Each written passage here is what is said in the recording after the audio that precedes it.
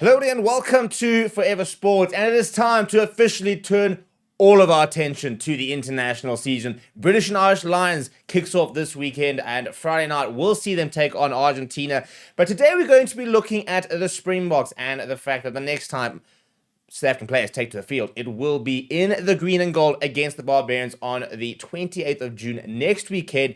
Rassie Erasmus has cut down his squad from a 55-man squad to a 45-man squad, which means that we've got a bit of a better indication of which players are going to play, as well as sort of understanding which players are arriving when. Bulls players set to fly in today, should be linking up with the Boks sort of tomorrow. Arkin Stamen arriving tomorrow, linking up with the Boks later on in the week. Hunter Pollard's supposed to be linking up with the Boks today or tomorrow, and Thomas Otoye next week, and Bowen Fenter, the newly called uncapped player, will only join the squad after the Barbarians game itself. So I've taken a bit of a stab at the kind of team that I would like to see against the Barbarians, and it's always an interesting exercise trying to sort of work out what kind of team, because you've got to look at what is the plan, what are we trying to accomplish in this game. Are we trying to just build experience and play a very much rotated or second string side rather?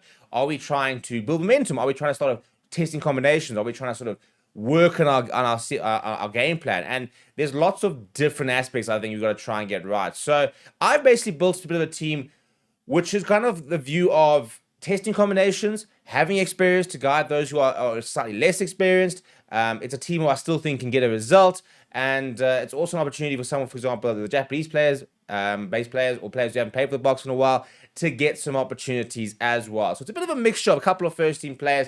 Generally is a bit of a rotated side, and chances are could be very far off what Rassie Erasmus is going to do next week, because we're not sure what he's going to do. We're not sure if he's going to go with a full-strength side, if he's going to go with a very rotated side, or kind of half and half. Before I show you my side, please do smash a like on the video. Please do subscribe to the channel as well. This is what I've gone with, and I'm going to go through exactly why I've gone with every single individual pick. We've got a little bit of a crisis at Lucid all of a sudden, by the way. Intuka ruled out, Gerard Steenkamp ruled out, Bowen Fenter only coming in a couple of weeks, Thomas Otoye only arriving next week, which means that the only real sort of Lucid options right now are Oxenchair and Jan-Hendrik Wessels. Now, I think Oxenchair will potentially start. Jan-Hendrik Wessels could have very easily start, but I think those two will, very likely be the loose heads, unless they kind of fast-tracked Thomas Otoye into the side. I think Martin van der Merwe's going to get a start. I think they really rate him, and I think this is the perfect opportunity to see what he's about. And I've got him with Wilco Low in the starting line, because I think that he's going to be our starting loose head, and I think that as a combination, him starting to scrum with the Oxenchair, for example, with the Martin van der Merwe, is a nice sort of combination to test, because it means that him and Oxenchair can really sort of start to gel as a potential starting two props, and Martin van der Merwe gets the experience of having the likes of a Wilco Low and an Oxenchair either side of him, because we don't have a lot of experienced tight ends unless you go with a Vincent Koch, who very rarely starts for the Boks. I've got Marcelo Murat. Could be Cobus Visa. It could be Cobus Visa. I put him on the bench, and I think that we will see him during the next sort of 4 Springbok games. But my gut says I'll go with Salom Murat, and I think it's the perfect opportunity to reintroduce Lourdes Diago to the mix. So whilst I think it could be a Cobus Visa, it could even be an Evan Etzebeth number 4 jersey, I feel pretty confident we're going to see Lourdes Diago in the number 5 jersey, because they're going to want to see where he's at. I then kept Siya in as the man with experience, really, and sort of lead that pack and lead the team. It is a big occasion playing against the Barbarians, and therefore you don't want to rotate too much. And I think having Siya run out with the team and the likes of that is sort of fitting, really, for the occasion. But then I've got Vincent Tuka. No Pieter-Steph du Toit means that we've got to look at other 7 options. We're going to see other 7 options, because Ben Jason Dixon was given opportunities there last year. He's not available. Albert Lowe is injured. So you've got the likes of a Jean-Luc Dupré, for example. You've got a Vincent Tuka who can play there. Franco Mostert can play there. So you've got options there. But I think that we're going to go Vincent Tuka. That would be my guess. And I think you really deserve it. And then I'll go with Evan Lewis, the number 8 jersey. Interesting to see kind of what the 8th man option is going to be, because, no Jean Augustus through injury, no Cameron Harnicorn through injury. Jasper Wiese apparently sort of almost fit, but it doesn't sound like he's completely fit, which means that I think coming off the bench would be a good impact player. Then number 9 is a big question. Now, there's no Jaden Hendrickse, which means it's Grant Williams, Morne van den Berg, Kobus, Reinach, and Faf de Klerk as your options. Still 4 options to go there.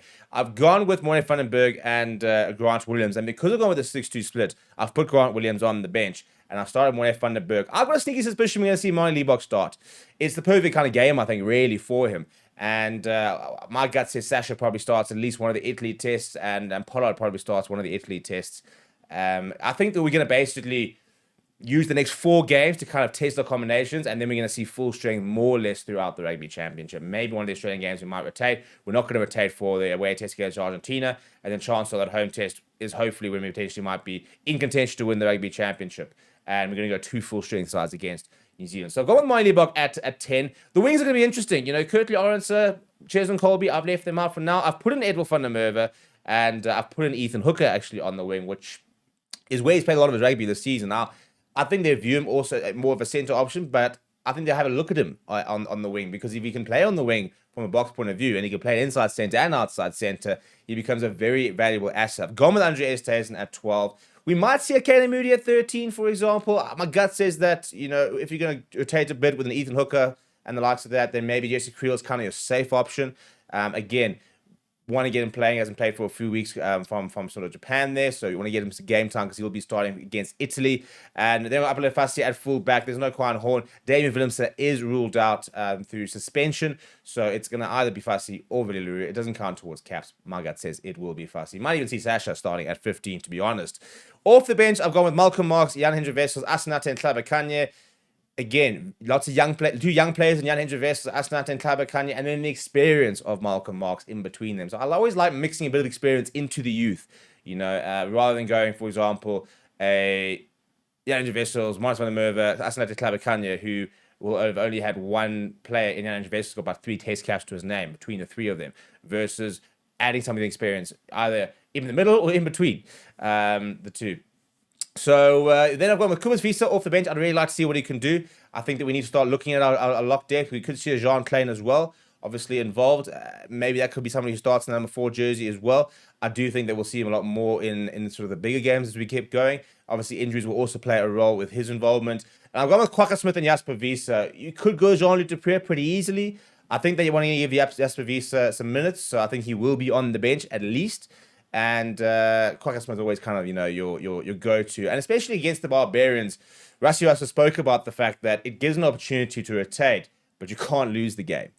And basically saying that they've got to try and find a balance of picking a side that can beat the Barbarians and, you know, a side that can rotate. So I've gone with a pretty strong bench and plenty of experience in Kwagga Smith, Malcolm Marx, Jasper Wiese, Grant Williams, Sash Famagomazulu, I think can come on to really change things. And Sash can obviously play 10, 12, 15, for example. Grant Williams can play on the wing as well as a scrum half. Ethan Hooker covers outside centre as well as wing. So we've got options throughout that entire backline to be able to cover the potential bomb squad issues that we might have with a 6-2 split. What do you think? What would you change? Let me know down in the comments below. Smash a like on the video. Subscribe to the channel as well. Thank you very much for watching. My name is Steve. I'll chat to you soon.